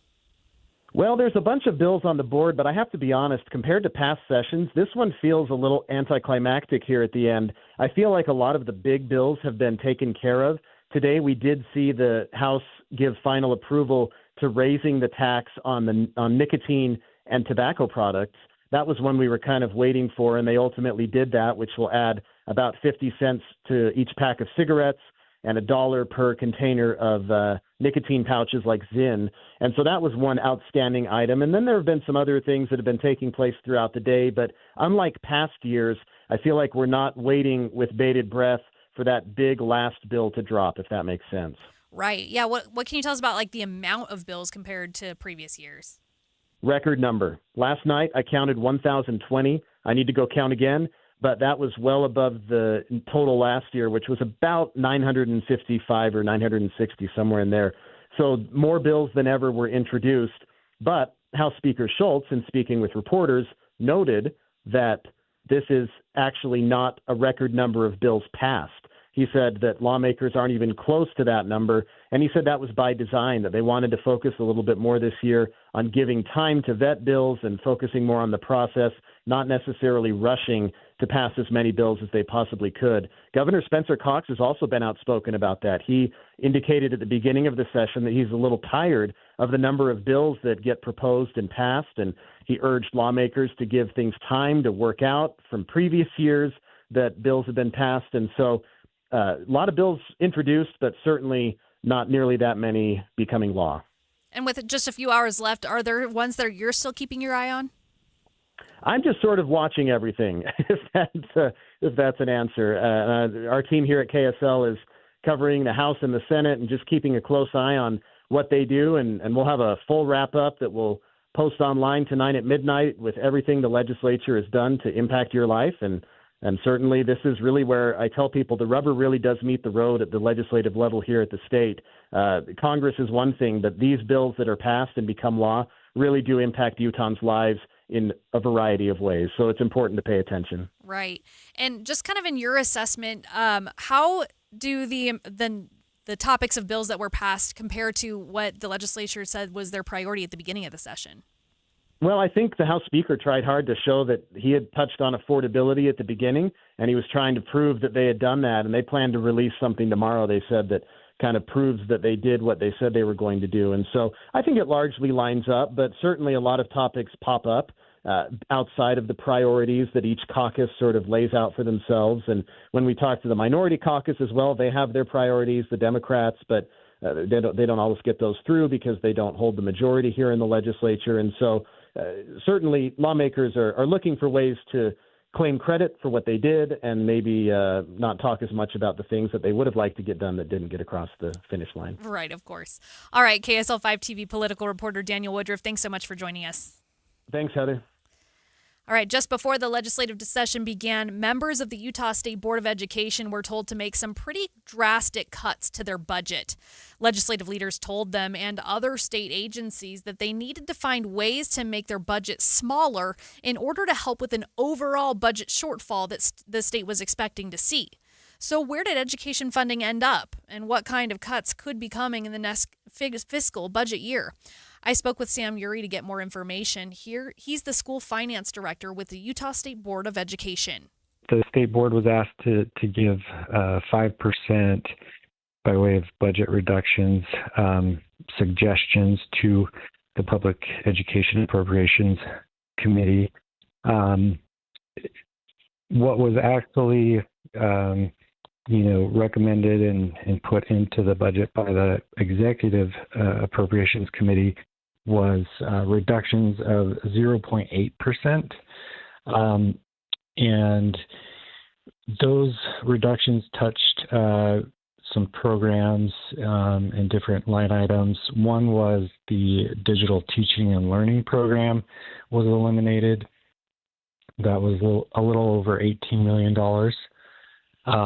They reduced a planned increase in what's called the educator salary adjustment. So they reduced it from a projected increase of 4% down to 3%, and that was a savings of $4.8 million. Another program that was eliminated was the software licenses for early literacy, and some other smaller impact programs and things of that nature. Overall, though, they did increase the budget 5.9% for a total net change of 5.1%.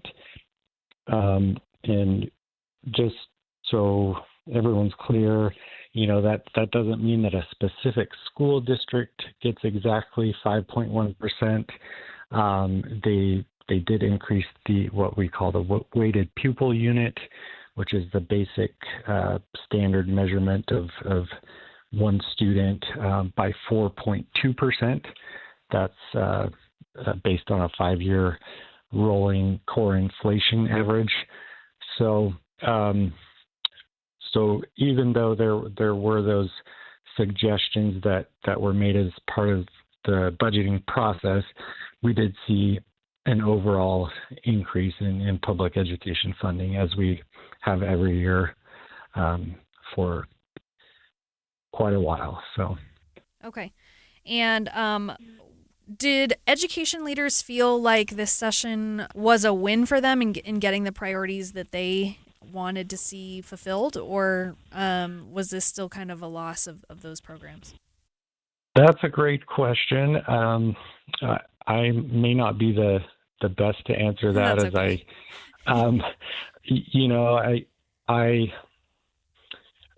I feel like there were other programs that were increased. We see an increase of $25 million ongoing to the at-risk students add-on. So that's for students that are at risk of academic failure, so that school districts and charter schools can allocate resources towards those students. We saw $16 million program for early literacy be introduced. So I think there's wins and losses. Certainly, I don't envy the job of the Executive Appropriations Committee, putting together a huge $31 billion budget, of which public education is a large part and the biggest part. So, I think the responses may vary across the state, whether you're, a big school district, small school district, growing school district, shrinking school district, larger charter school, smaller charter school. Those impacts may vary, and so it becomes kind of complex. But I think overall I think it's a good win for public education. So. Sam Uri is the school finance director with the Utah State Board of Education. Midday continues in just 60 seconds. This is Andy Farnsworth with One Kind Act a Day's Minute of Kindness, brought to you by the Semnani Family Foundation. After years of helping shelter animals find homes through television appearances, Tema Martin is now working to help animals before they end up in the shelters. Last spring, she opened Operation Population, a low-cost spay and neuter clinic in Mill Creek, tailored with the help from veterinarians, technicians, and volunteers. Martin believes that prevention is the key to saving animals' lives. By offering affordable spay and neuter services, along with vaccinations and microchipping, her clinic helps reduce the number of homeless pets in the community. Martin says it doesn't matter where people go. What matters is making the appointment and taking action to prevent pet overpopulation. How can one small decision today make a difference tomorrow? Find out more at thepowerofkind.org. That's thepowerofkind.org. Eye on the Hill. We've spent a lot of time over the past 45 days talking about bills and lawmakers, but there's a whole army of people working behind the scenes. KSL News Radio's Adam Small was up on Capitol Hill this morning chatting with staff directors, policy advisors, and legislative assistants. Many of them say the days are definitely long, but they love what they do to help the legislative session move smoothly. Alexa Musselman is the Director of Communications for the Majority Caucus in the House of Representatives. This is her 8th session working up on the Hill, and she says many of those days during the session are 12-plus hour days. It's a grind, but it's only 45 days. So I will say for staff, I think our session starts a little bit earlier, just doing a lot of the prep work that goes into it. So it's longer than 45 days, but the real grind is only 45 days. So it makes it a little bit easier. There's always an end in sight, compared to other states where you don't know when it's gonna end or it goes year round. It's easy to put your head down and work through it. What will she do when the clock strikes midnight tonight and the session officially ends? I'm going home. I'm going to bed, catching up on some sleep. Maybe doing some laundry and cleaning the house. That's what I'm looking forward to. But yeah, spending time with my family for sure. And I will say, the legislature is great. They are very pro-family, so it's not like I'm making huge sacrifices and never seeing them. They're understanding that I have a little kid at home, but when you're putting in 12-hour days or longer, it is hard to make more time for them. So I'm excited to spend more time with them and get back to a little bit more normal pace. She says the staffers will get a bit of a break for now, and they'll have plenty still to do during the interim months. On the other side of the aisle, staffers who work with the Democrats say they've also had a busy 45 days and that they're looking forward to a little bit of a break. Jessica Lowell is the staff director of the House Minority Caucus. This was her first session on the Hill. I think we went in more nervous and almost our expectations ended up, I think, helping us in a lot of ways of being in a lot of ways over-prepared, but in many ways under-prepared because you just never know what's going to happen during session. But I think we were ready for the long hours. So I think even on day 45 now, we're all feeling pretty okay, I'd like to say, but I think for sure tired. This week I think was all of our longest week, and so that's been pretty tiring for us. For Legislative Assistant Gavin Ballard, he says it's been really rewarding to work behind the scenes on the things that affect everyday Utahns. I think honestly, there's definitely an excitement up here, knowing that you're part of that process and that it does impact people. It helps get you through the long days because you're just so in it while you're in it and keeps you moving. It's kind of fun. Lawmakers have until the strike of midnight tonight to wrap up everything. KSL will be up on the Hill at all night, and we'll have updates on air and online. Make sure you check out KSL.com tomorrow for a full recap on the session from our team of political reporters. It's Friday, so after the break, we'll get a look at the cool stuff happening in Utah this weekend. But first, it's traffic on KSL News Radio, brought to you by UCCU. Direct deposit gets you $300. Love where you bank. Ricky? Heavy delays southbound I-15 in Weber County. It's due to an accident now moved over to the left shoulder at Riverdale Road, but the backups are passing 31st Street, Ogden. Common Spirit hospitals, clinics, and caregivers all connected to advanced health care in Colorado, Kansas, and Utah. Healthcare with human kindness is here. Hello, human kindness. Ricky Meese in the KSL Traffic Center. It's time for March Window Mania. From Advanced Window Products, bounce on over to your phone and they'll give you $2,500 off your quote on 10 windows or more. Get the Home Court Advantage. They'll build your windows right here in Salt Lake City, custom for Utah's climate, and you save because they sell direct to the public, no middleman. It's a new season. Spring is here, and when it comes to state-of-the-art custom windows and insulated frames, Advanced Windows is top-seeded, so put them at the top of your bracket and make the call 801-850-9100. You'll get $2,500 off from the family-owned champion since 1986. For 40 years, they've been building and installing replacement windows. Don't wait for the draft to come seeping through your old windows. They'll save you a ton of money on your energy bill, and Advanced offers financing as low as $150 a month. It's the March Window Mania special. Quick, before the buzzer, make the call 801-850-9100. That's 801-850-9100, or visit advancedwindows.com. Sign up for KSL Text Alerts. Get breaking news and traffic updates by texting the word news to 57500. Want access to exclusive contests? Text contest to 57500. Jazz fans, text the word jazz for breaking jazz updates. And Cougar fans, text BYU to 57500 for the latest on the Cougars. Message and data rates may apply. At Trio South Ogden, the best years aren't behind you. They're right here. Discover independent living services that embrace aging as an opportunity to lean in, not step back, to pursue passions, not retire from purpose. Here, life is bright, colorful, and unapologetically fun. Because aging doesn't mean changing who you are. It means having more time to be exactly who you are. Schedule your tour today at trioSouthOgden.com. What's up, everybody? I'm Mike Wilson with Any Hour Services, and if you have a drain that's clogged or backed up, after you've tried the plungers and products, the next step usually involves some kind of drain snake or cabling equipment. You see, sometimes the blockage is far enough down the line that you need special equipment that most homeowners just don't have. That's where the Drains Department at Any Hour Services can help. A drain snake can clear most blockages and get the water flowing again, and clearing blocked drains is what our Drains Department does day in and day out. So if you're a homeowner with a drain line that's clogged or backed up and you'd like one of our drain technicians to come and snake the line for you, it's only $29. Yep, you heard that right. Any Hour Services will snake any drain line with normal access for only $29. Sinks, showers, tubs, toilets, floor drains, laundry drains, even that sewer main line that connects to the city. We'll snake any line for just $29.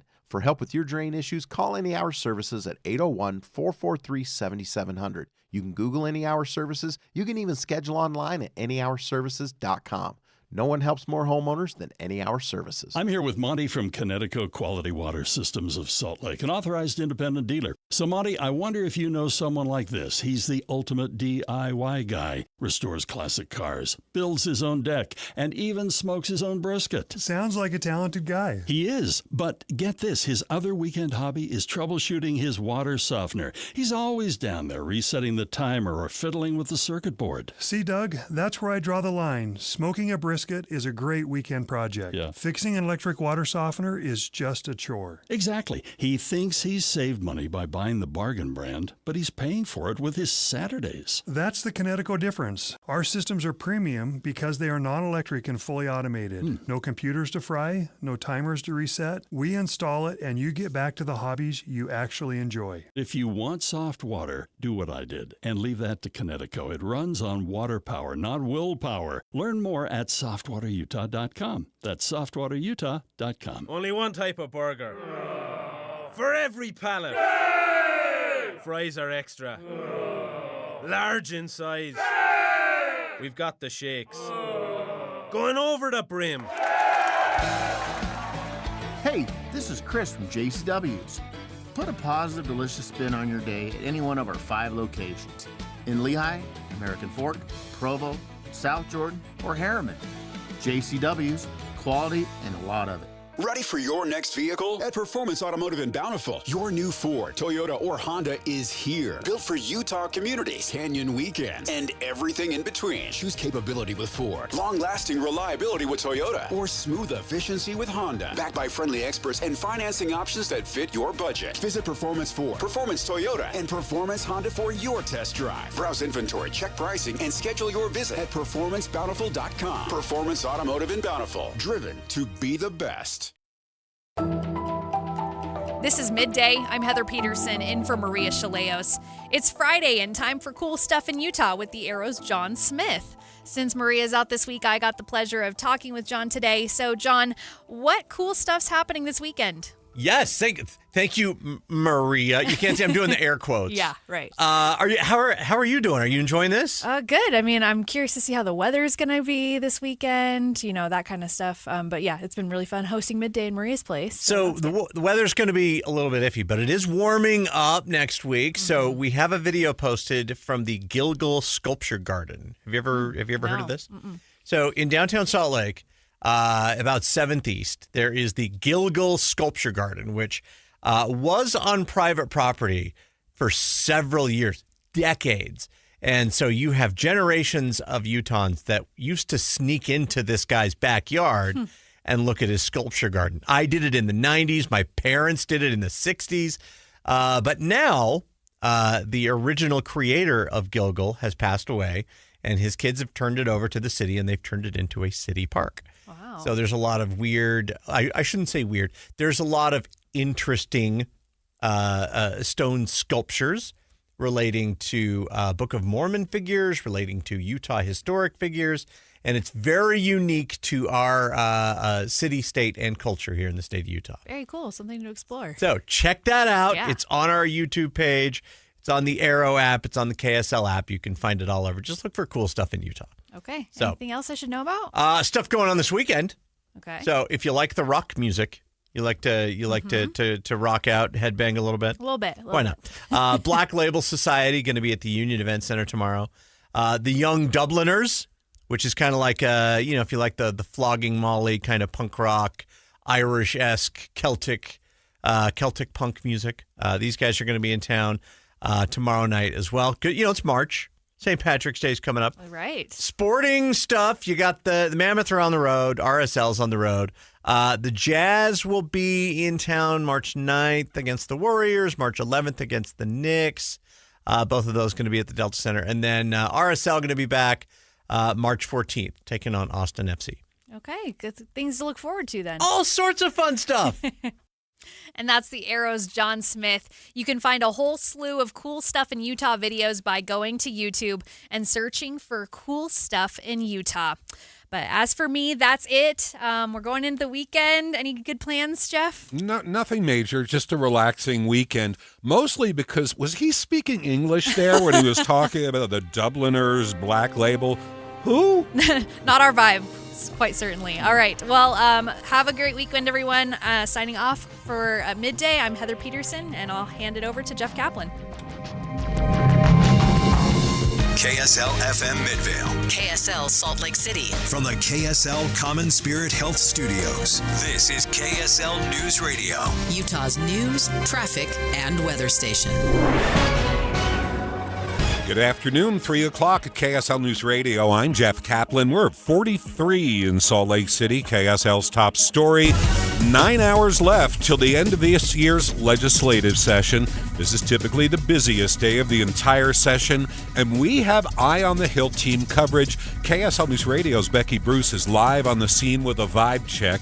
Becky? Jeff, I've talked to students, moms and dads, and lobbyists, all here hoping lawmakers vote with them on one piece of legislation or another. Steve Burton is here on behalf of criminal defense attorneys. So our job is to represent the defense perspective on criminal justice issues and policy issues. He says he's still watching a couple of dozen bills that are up for debate today.